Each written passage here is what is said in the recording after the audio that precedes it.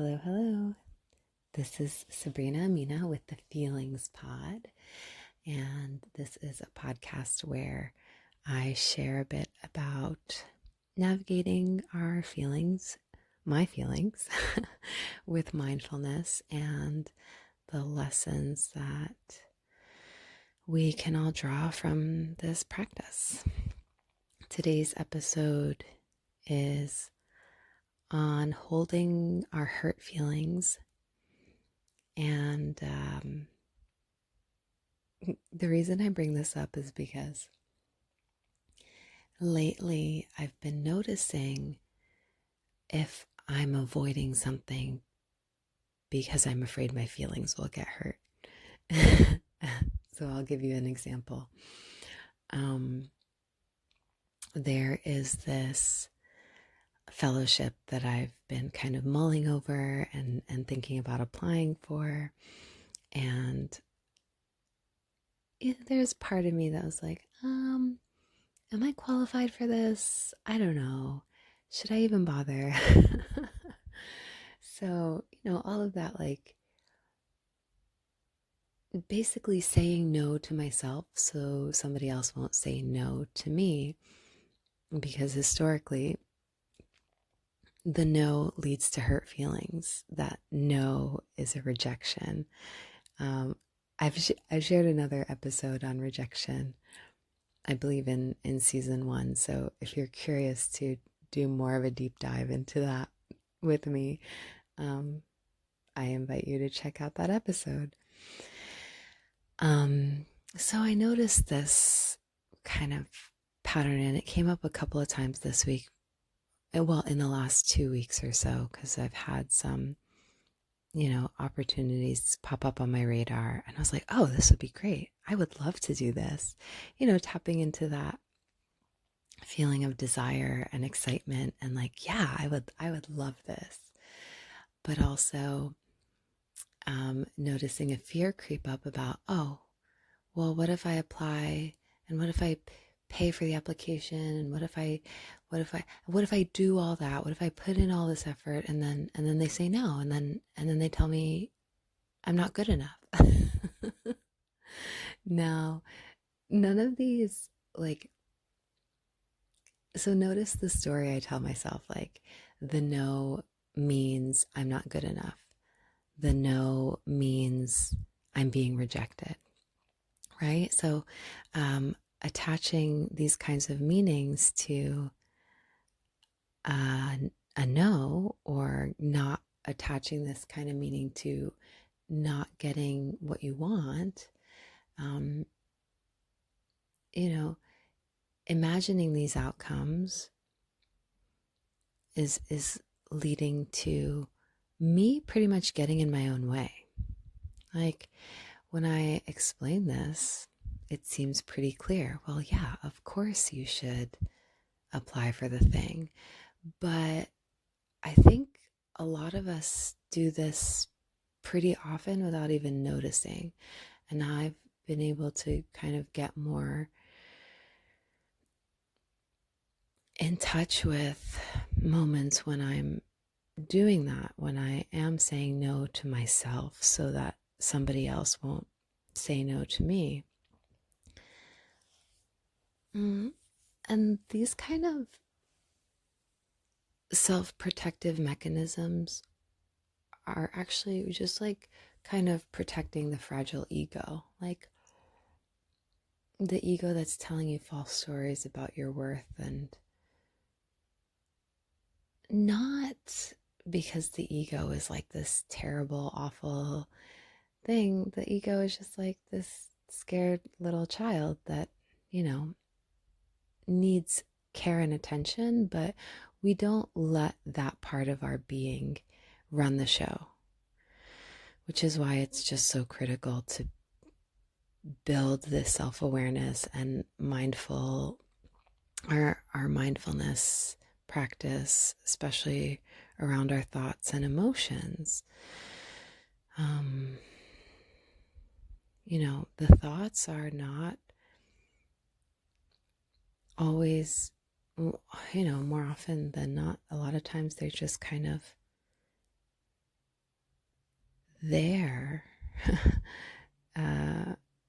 And bringing a more conscious attention to the thoughts allows us to engage with the thoughts, allows us to question the thoughts and choose a different story, which is way more empowering than letting, the scared little ego get in the way of opportunities that would be amazing for us. So I'm feeling pretty proud of myself for,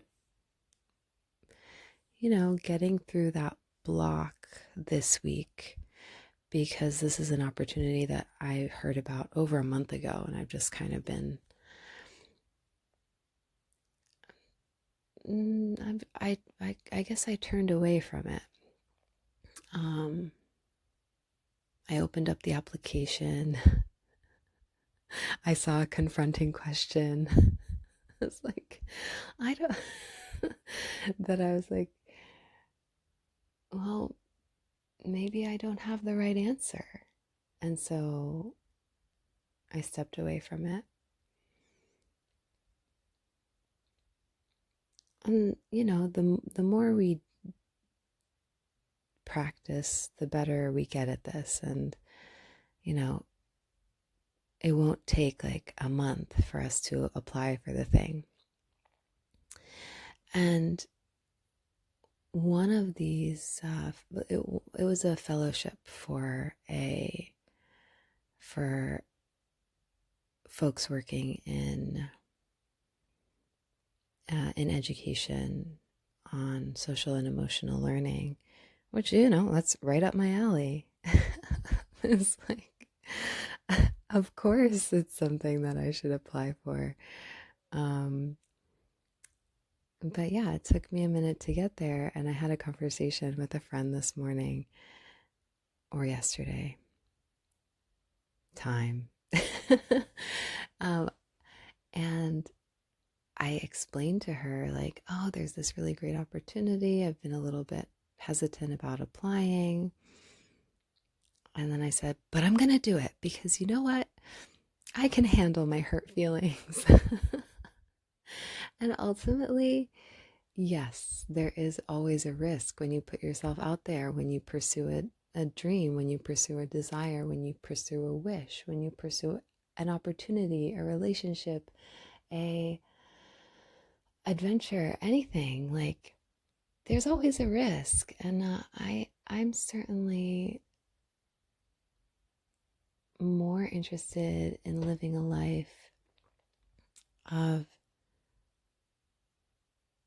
taking these calculated risks, and instead of perpetually being in this like protective mode to avoid hurting my own feelings, or avoid getting my feelings hurt.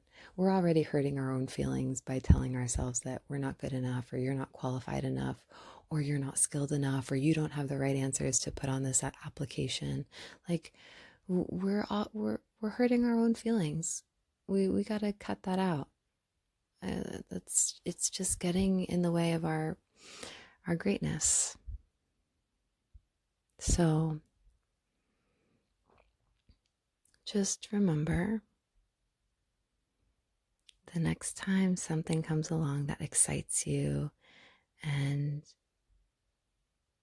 you want to pursue steps to making it happen, be aware that, yeah, it might not work out the way that you planned or the way that you want, but also I'm fully capable of handling the disappointment, the, any of the challenging feelings that come up with not getting what I wanted. And I said it before, and I'll say it again, that every so-called rejection is simply redirection. It's simply just, oh, this isn't that thing. I'd call it divine spiritual intervention. That's like, no, no, no, no, not that direction. We're going in this direction. um, yeah, so definitely let your feelings get hurt sometimes. It's okay. Like you can handle it. Like we can hold hurt feelings. Our hearts are stronger and more resilient than we know, but we'll never know if we don't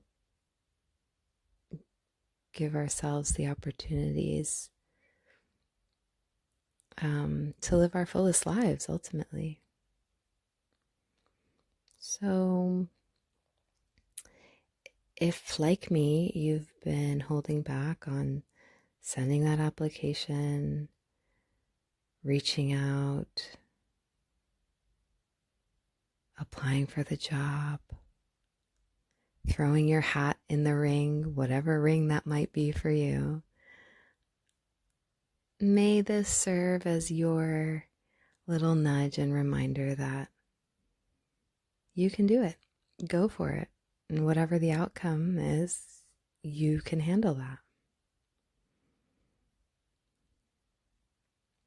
So, on that note, let's get into our practice for today.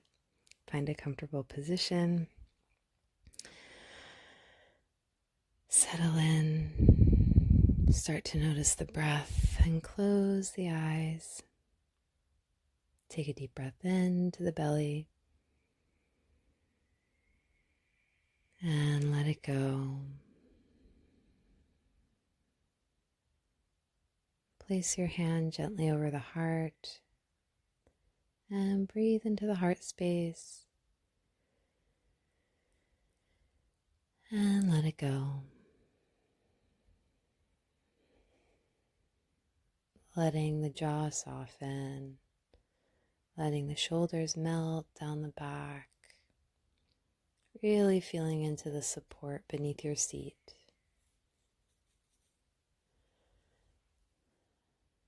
Just noticing what's present for you right here and right now. And just observe it. Maybe it's an emotion. Perhaps it's a physical sensation. Perhaps it's a nagging thought. Whatever is present for you, see if you can just observe it without judgment. Take a deep breath in and let it go.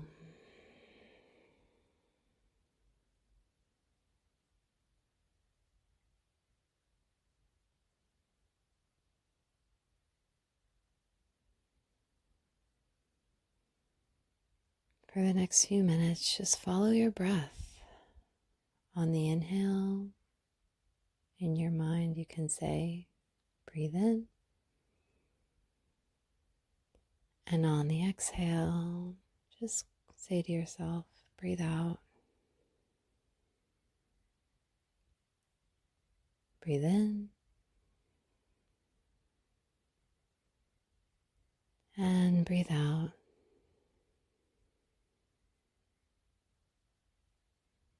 And perhaps you'd like to invite something in with your inhale.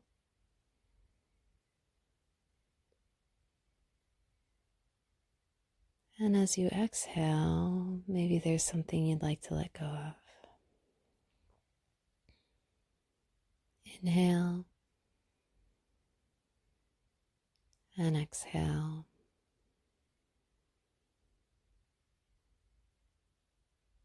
Inhale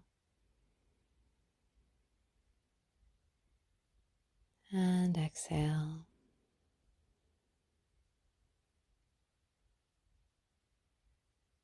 And I invite you to continue following the breath for as long as it feels good for you.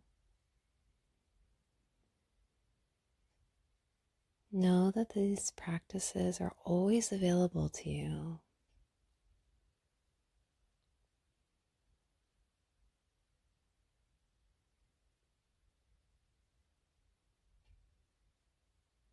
Thank you so much for practicing with me today. Thank you so much for listening.